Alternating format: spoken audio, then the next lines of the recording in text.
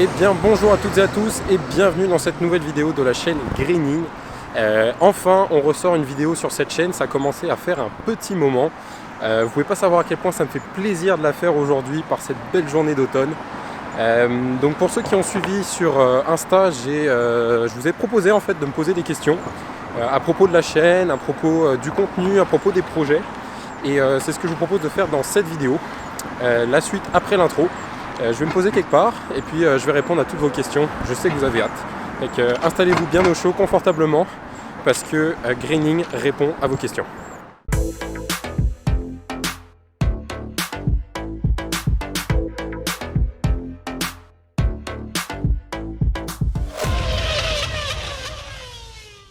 Alors première question qui nous vient de Mathis, première question qui est Max champion en 2021.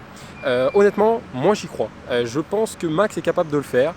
C'est la première année où il est capable de se battre et qu'il a la voiture pour se battre pour le championnat du monde. Mais je pense que ça peut le faire. En termes de rivalité avec Lewis Hamilton, ça se passe super bien. À date, il est capable de vraiment gérer les choses. La dernière vidéo que j'avais sortie sur cette chaîne, c'était le débrief du Grand Prix de Monaco. Donc on était encore relativement au début de la saison. Depuis il y a beaucoup de choses qui sont passées, mais il faut savoir que la rivalité est très proche. Beaucoup de concurrence quand même au niveau du leadership en fait, du championnat. Mais personnellement je pense que Max va gagner cette année. Red Bull peut-être pas. Ça va dépendre du jeu de Sergio Pérez, mais Max, champion du monde, on y croit. Deuxième question qui nous vient de David, qu'est-ce que je prévois pour 2022 avec les nouvelles régulations? Alors ce qu'il faut savoir, c'est qu'on a un gros changement au niveau aérodynamique, puisqu'on a le retour de l'effet de sol, mais on a quand même un gel au niveau des moteurs. Donc ça va être nouveau pour une grande partie de la Formule 1 l'année prochaine, mais on va avoir une certaine stabilité au niveau des moteurs. Donc si on se base uniquement sur ça, j'aurais tendance à dire que les équipes motorisées par Mercedes et Honda, même si Honda se retire l'année prochaine, vont avoir un certain avantage. Maintenant, la révolution aérodynamique est telle que ça va être très difficile. Donc moi je pense qu'on va avoir un rebrassage des cartes. Peut-être un retour de Ferrari, un maintien de Mercedes pourquoi pas, un retour de Red Bull en force. Ça va être difficile de le prévoir. En revanche, ce qui est sûr avec le budget cap, c'est qu'il va y avoir un certain resserrage au niveau des écarts, au niveau de la hiérarchie. Je ne pense pas qu'on va avoir des écuries comme As l'année prochaine. Je pense qu'on va avoir un certain regroupement du peloton, donc ça va être très intéressant à surveiller. Donc voilà. Troisième question qui nous provient de Sébastien. Quel est mon processus de création pour les vidéos? Alors bon, là j'ai fait une grosse pause, mais globalement ce que j'avais fait l'hiver dernier, c'est que voilà, je me faisais une fiche avec des points, points des qualifications, points de la course, classement, puis certaines anecdotes que j'avais envie de raconter par rapport au week-end de course. Et puis à partir de ça, j'élabore. Mais je vous dirais qu'il y a quand même une partie qui est assez improvisée dans les vidéos. J'essaie de garder ça assez naturel. C'est pas forcément très évident, mais au fur et à mesure des vidéos, on va dire que ça commence à devenir un petit peu plus simple. Et puis là typiquement pour cette vidéo c'est clairement de l'improvisation. Je vous ai demandé vos questions et je vous réponds. Donc voilà, prochaine question de Théo. Les jeux vidéo dans la F1, est-ce que c'est pour bientôt? C'est une très bonne question. C'est une piste que j'avais pas vraiment envisagée. Moi je voulais plutôt me focus sur juste des vidéos facecam comme j'ai fait jusqu'à date. Mais c'est quand même une bonne idée, je l'exclus pas.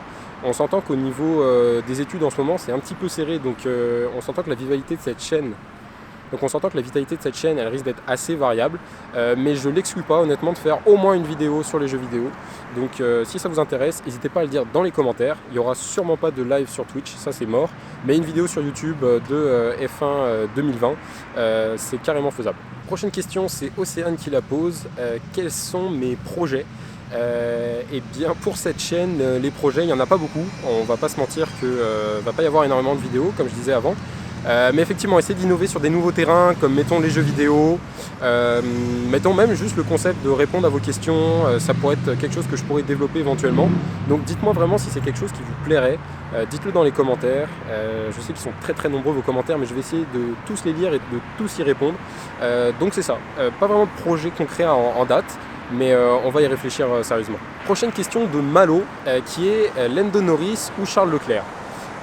Ce sont deux pilotes que j'aime énormément. Lando Norris est jeune, il a un charisme incroyable, il porte une des plus vieilles équipes du plateau, à savoir McLaren. De l'autre bord, on a Charles Leclerc, pilote monégasque, qui est le chouchou de Ferrari, qui est le pilote étoile de Ferrari. Honnêtement, le choix est très dur, mais si je devais en faire un, j'irais vers Charles Leclerc. Ça, c'est mon côté latin qui l'emporte. Charles Leclerc qui est un pilote incroyable avec une personnalité aussi incroyable. Donc c'est vraiment, je trouve, un des pilotes qu'il va falloir suivre dans les prochaines années. Norris aussi, hein. Norris et Leclerc, je les mets vraiment sur le même niveau, mais c'est ça. Moi j'ai quand même une petite préférence pour Charles Leclerc et pour Ferrari. Prochaine question d'Albert qui est: quel est mon salaire? Moi mon salaire, c'est votre soutien, c'est votre passion, votre dévotion pour cette chaîne. Tout le soutien que vous m'apportez, tous les messages que vous m'envoyez, ça m'envoie une force incroyable. C'est le plus beau salaire que je puisse avoir parce qu'on s'entend que la monétisation elle n'est pas prête d'arriver. Plus sérieusement, cette chaîne c'est plutôt un délire que je m'étais lancé à l'hiver. Je l'ai mis un peu sur pause, mais honnêtement ça me fait vraiment rire, puis ça me fait plaisir aussi de revenir un peu et de refaire une vidéo. Mais non, il n'y a pas d'objectif précis avec cette chaîne, on est vraiment juste là pour le plaisir. Alors, prochaine question, c'est une question d'Augustin qui est qu'est-ce qui m'a donné la passion de la Formule 1? Parce qu'il faut savoir, c'est que la Formule 1, c'est vraiment une tradition dans la famille. Je pense même que le mot religion n'est pas exagéré. C'est vraiment quelque chose qu'on apprécie particulièrement. Mais pour répondre exactement à la question, c'est mon grand frère, c'est Victor qui nous a initiés là-dedans. Fan fini de sport auto. Lui plutôt diversifié, il aime bien le rallye, l'endurance, mais c'est vrai que ça avait commencé par la Formule 1 et c'est quelque chose qui nous a marqué.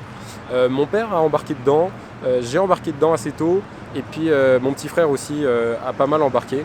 Donc c'est ça, la Formule 1 c'est vraiment une histoire de famille, et donc voilà. Prochaine question qui nous vient de Nathan qui est comment est-ce que je gère toute cette célébrité qui m'est tombée dessus? Écoute, c'est vraiment une très bonne question.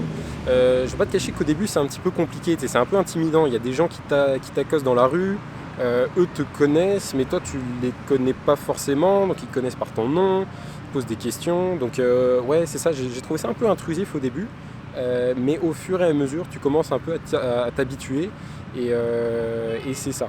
Je te dirais que... Ouais, salut, ouais c'est Graining. Ouais je tourne, là je suis en train de tourner la prochaine vidéo.